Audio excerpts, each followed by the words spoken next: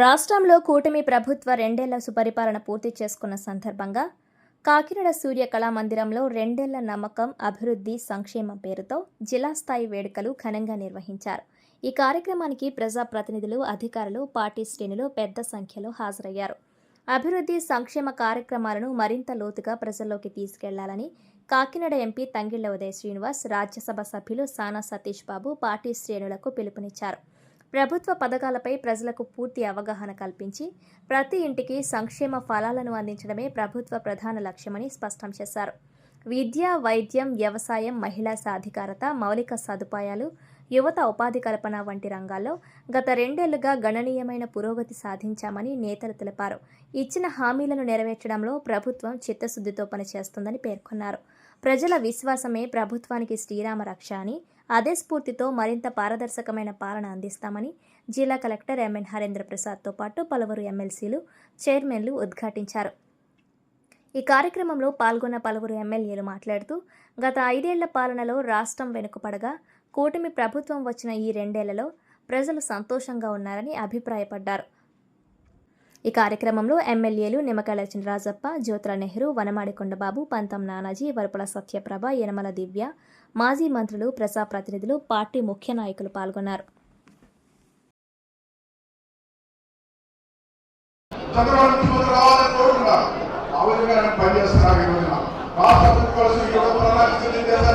జిల్లా అభివృద్ధి కోసం ప్రణాళిక తెలియజేశారు.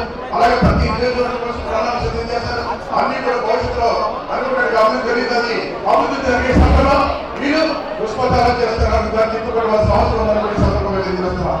ఈరోజు చూస్తున్నాం, మనం ఎక్కడో మనకి యుద్ధం జరిగిందండి. యుద్ధం జరిగితే అక్కడి నుంచి ఆయిల్ రావట్లేదు. ఆయిల్ రావడం వల్ల, డీజిల్ రావడం వల్ల, పెట్రోల్ రావడం వల్ల రేట్లు పెంచుకున్నాం. అది మనం పెంచింది కాదు, రాష్ట్ర ప్రభుత్వం పెంచారు. అక్కడి నుంచి రాకపోవడం వల్ల దాని మీద మనం కావాలని పెంచే దుష్పాలన చేస్తారు. ప్రజలు అర్థం చేసుకోవాలి. ఇది ప్రజల ప్రభుత్వం. ఈ వేదిక వ్యవసాయం గురించి మాట్లాడుకోవడానికి అవకాశం ఉన్నటువంటి వేదిక.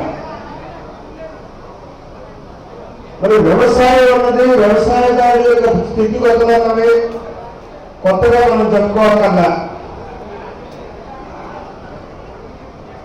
ఎప్పుడూ కూడా ఆనందాల అవసరాలు తీర్చుకుంటూనే తన జీవితాన్ని వెల్లబుచ్చేటటువంటి వ్యవస్థ ఈ భారతదేశంలో ఏదైనా ఉంది అంటే అది రైతాంగ వ్యవస్థ అని చెప్పడానికి మాత్రం ఎక్కడా మనం నిర్మోహమాట పడాల్సినటువంటి అవసరం లేదు. అటువంటి వ్యవసాయ వ్యవస్థ మీద ఈనాడు గత తెలుగుదేశం ప్రభుత్వం ఏర్పడిన దగ్గర నుంచి నేటి కూటమి ప్రభుత్వం వరకు కూడా ఎన్నో వినూత్నమైనటువంటి కార్యక్రమాలను రైతాంగానికి చేయూతనిస్తూ ముందుకెళ్తున్నటువంటి పరిస్థితిని కూడా ఒక్కసారి మనం మర్చిపోకూడదు. కాకినాడలో ఒకే 2 సంవత్సరాల్లో 2 సార్లు ఎంపీ అయిన మన సానా సతీష్ గారికి ఎక్కడో కానీ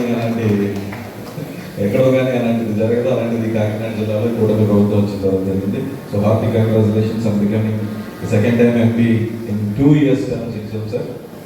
అండ్ ఈరోజు మేమందరం ఇక్కడ గర్వంగా ఇక్కడ ఎందుకు కూర్చున్నాము అంటే, ఎలక్షన్లో మమ్మల్ని అందరినీ క్యాంపెయిన్ చేయమని, అలాగే వాళ్ళు వచ్చి మాదేని పవన్ కళ్యాణ్ గారైనా, చంద్రబాబు నాయుడు గారైనా, ఈవెన్ మన డిస్టిక్కి ఉమ్మడి తూర్పుగోదావరిలో మోడీ గారు వచ్చిందైనా ఇచ్చిన హామీలన్నింటినీ కూడా నెరవేర్చినందుకు గర్వంగా ఈరోజు ప్రజల్లోకి వెళ్ళి చెప్పుకోగలుగుతున్నాం. సో దానికోసమే ఈ సభను కూడా పెట్టడం జరిగింది. అలాగే అన్ని పథకాలు, స్టేట్లో ఇచ్చిన అన్ని పథకాల గురించి పెద్దలందరూ కూడా వివరించారు. ముఖ్యంగా పంచాయతీరాజ్ గురించి అయితే మన నానాజీ గారు చెప్పారు. 394 కిలోమీటర్లు సీసీ రోడ్స్ వేయటం, అలాగే 125 కిలోమీటర్లు బీటీ రోడ్స్ వేయటం, మతానికి అతీతంగా వాళ్ళకి చక్కగా చేరవేయడం జరుగుతున్నది. తల్లికి వందనం కార్యక్రమం ద్వారా జిల్లాలో 2.5 లక్షల పిల్లలకి దాదాపు 325 కోట్ల రూపాయలు ఇప్పటికీ ఖర్చు పెట్టడం జరిగింది. అదేవిధంగా దీపం పథకం ద్వారా ప్రతి సంవత్సరం ఉచితంగా 3 సిలిండర్స్. ఇక్కడ ఒక యుద్ధ వాతావరణం ఉన్నప్పటికీ ఎక్కడ సిలిండర్ కొరత లేకుండా ప్రతి ఇంటికి కూడా మనం సరఫరా చేయడం జరుగుతుంది. దీని ద్వారా 17 లక్షల సిలిండర్స్ మనము మన జిల్లాలో 146 కోట్ల సబ్సిడీతో మనము డిస్ట్రిబ్యూట్ చేయడం జరిగింది. ఇప్పుడే మనం మాట్లాడుకున్నాము శ్రీశక్తి పథకం. శ్రీశక్తి పథకం ద్వారా జిల్లాలో 1,90,00,000 మహిళలు ప్రయాణించారు, వాడుకున్నారు ఈ అవకాశాన్ని. వారికి దాదాపు 166 కోట్ల రూపాయలు మనము ప్రభుత్వం ద్వారా మనము ఖర్చు భరించుకోవడం జరిగింది. అంతేకాకుండా దివ్యాంగ శక్తి ద్వారా జిల్లాలో ఉన్న దివ్యాంగులందరికీ కూడా ఉచితంగా బస్ ప్రయాణం కల్పించడం జరిగింది. అన్నా క్యాంటీన్స్ గురించి మనము ఏవీలో చూడడం జరిగింది. ఎంతో మంది పేదవారు